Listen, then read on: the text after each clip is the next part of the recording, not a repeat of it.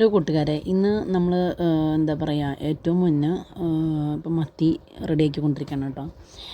അപ്പോൾ മത്തി ഞാൻ വെട്ടുന്ന രീതിയാണ് ഞാൻ കാണിച്ചിരുന്നത്. പണ്ട് ഇങ്ങനെയൊന്നുമല്ല കേട്ടോ ഞാൻ വെട്ടണത്. എനിക്ക് മത്തി ഞാൻ തല തിരിച്ച് പിടിച്ചിട്ടാണ് വെട്ടിക്കൊണ്ടിരുന്നത്. പക്ഷേ ഇവിടത്തേക്ക് സ്റ്റൈൽ വേറൊരു രീതി എന്നുള്ളത് ഇവിടെ വന്നതിന് ശേഷം മനസ്സിലായത് കേട്ടോ.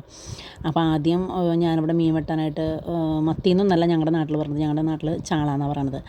അപ്പോൾ ഞാൻ ആദ്യമായിട്ട് എനിക്ക് മീൻ വാങ്ങിച്ച് കൊണ്ടുവന്ന് കഴിഞ്ഞപ്പോൾ ഞാൻ തല തിരിച്ച് വെട്ടുന്നത് കണ്ടു കഴിഞ്ഞപ്പോൾ ഇവിടെ എല്ലാവരും കൂടി എന്നെ കളിയാക്കി. അപ്പോൾ അന്നേരം ഇപ്പോൾ ഒക്കെ നമ്മൾ എന്ത് കേട്ടാലും എൻജോയ് ചെയ്തുകൊണ്ടിരിക്കുന്ന ഒരു കാലഘട്ടമാണല്ലോ. അങ്ങനെ ഒരു 2 വർഷമൊക്കെ കഴിഞ്ഞ് കഴിഞ്ഞപ്പോൾ ഒരു ചെറുമീൻ, അതായത് 2.5 കിലോൻ്റെ ഒരു ചെറുമീൻ എൻ്റെ ഭർത്താവിന് കിട്ടി. അപ്പോൾ അന്നേരം ഇപ്പം ചേട്ടൻ അത് കൊണ്ട് കൊണ്ടുവന്നു. അപ്പോൾ അമ്മയ്ക്കാണെങ്കിൽ പണിക്ക് പോകണം, അമ്മ കണ്ടത്തിൽ പണിക്ക് പോകുന്ന സമയം. അപ്പോൾ അമ്മ പറഞ്ഞു, എനിക്കിത് ശരിയാക്കാൻ പറ്റത്തില്ല, നിൻ്റെ പെണ്ണുങ്ങളോട് പറഞ്ഞോളാൻ പറഞ്ഞു.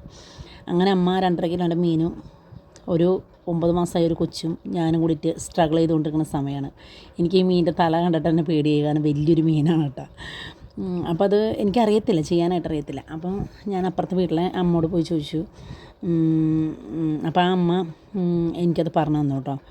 ഞാൻ ഈ കുഞ്ഞിനെ പാൽ കൊടുത്ത് ഉറക്കിയതിന് ശേഷം ഞാൻ ഈ മീനായിട്ട് അംഗം വെട്ടിയിട്ട് ഒരു 1/4 മണിക്കൂർ 1 മണിക്കൂർ എടുത്തു ആ മീനൊന്ന് റെഡിയാക്കി എടുക്കാനായിട്ട്. കാരണം അതിന് തലക്കടിച്ച് അതിനെ കൊന്ന് പിന്നെ അതിൻ്റെ ഓരോരോ പീസ് മാറ്റി വൃത്തിയാക്കി തേച്ച് കഴുകിയൊക്കെ വൃത്തിയാക്കി എടുക്കണം. ഇവിടെ ഉളുമ്പ് നാറ്റം പാടില്ലല്ലോ. അപ്പം അന്നേരം ഇപ്പം ഇവിടുത്തെ രീതി അനുസരിച്ചിട്ട് വേണം അത് വെക്കാനായിട്ട്. അങ്ങനെ ഞാൻ ഒരുപാട് സ്ട്രഗിൾ ചെയ്തിട്ടാണ് ആ മീൻ വെട്ടി കറിയാക്കി വെച്ചു. കറിയാക്കാനായിട്ടും എനിക്ക് ഈ വലിയ മീൻ മുളക് എത്ര വേണം, അല്ലെങ്കിൽ അതിൻ്റെ കാര്യങ്ങൾ എത്ര വേണം, നമ്മളിപ്പോൾ കുഞ്ഞു മീൻ വറക്കാനൊക്കെ ആയിട്ട് മത്തിയാണെങ്കിൽ അയിലയാണെങ്കിൽ നമുക്ക് ഇച്ചിരി മുളക് പൊടി ഉപ്പും മഞ്ഞപ്പൊടിയും അല്ലെങ്കിൽ ഇഞ്ചും പച്ചമുളക് എല്ലാം കൂട്ടി പേസ്റ്റ് ആക്കിയിട്ട് അതിൽ അതൊക്കെ അരച്ച് തേച്ചാൽ നമുക്ക് ചെയ്യാൻ പറ്റും. പക്ഷേ ഇത് ഇത്തിരി നല്ല ടേസ്റ്റ് ആയിരിക്കണം. കറിയിൽ കഷ്ണത്തിൽ നല്ല മുളകും ഉപ്പും പുളിയൊക്കെ പിടിക്കേണ്ട ഒരു സംഭവമാണ്. എനിക്കറിയത്തില്ല.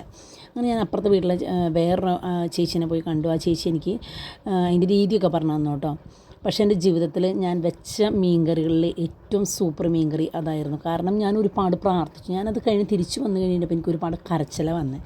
കാരണം അത്രയും നേരം ഞാൻ ആ മീൻ വൃത്തിയാക്കാനായിട്ട് ഞാൻ കിടന്ന് കഷ്ടപ്പെട്ടു. അത് കഴിഞ്ഞ് ഞാൻ ഓടി വന്ന് മാതാവിൻ്റെ രൂപത്തിൻ്റെ അവിടെ നിന്നിട്ട് ഞാൻ പൊട്ടിക്കരയാണ്. കാരണം വെച്ചിട്ടുണ്ടെങ്കിൽ എനിക്ക് സഹിക്കാൻ പറ്റുന്നില്ല.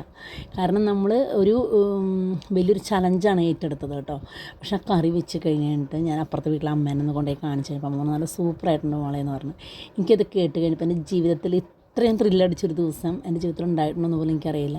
കാരണം നമ്മൾ തകർന്ന് താഴ്ന്നു പോകുന്ന സമയത്തുണ്ടല്ലോ, നമ്മളെ എന്താ പറയുക, വളരെ ഒരാളുടെ വാക്ക് കൊണ്ട് പെട്ടെന്ന് നമ്മൾ ഉയർന്നു വരുന്ന സാഹചര്യങ്ങളുണ്ട്.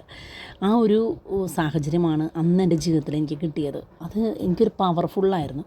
പിന്നെ ഇന്ന് വരെ ഒരു മീൻ വെട്ടാനായിട്ട് എൻ്റെ അമ്മായിമാരുടെ അടുത്തേക്ക് ഞാൻ പോയിട്ടില്ല. കാരണം ഞാനത് പഠിച്ചെടുത്തു. അതാണ് എൻ്റെ ഇന്നത്തെ സ്റ്റോറി. നിങ്ങൾക്കെല്ലാവർക്കും ഇഷ്ടപ്പെട്ടെന്ന് വരുന്നു. Thank you.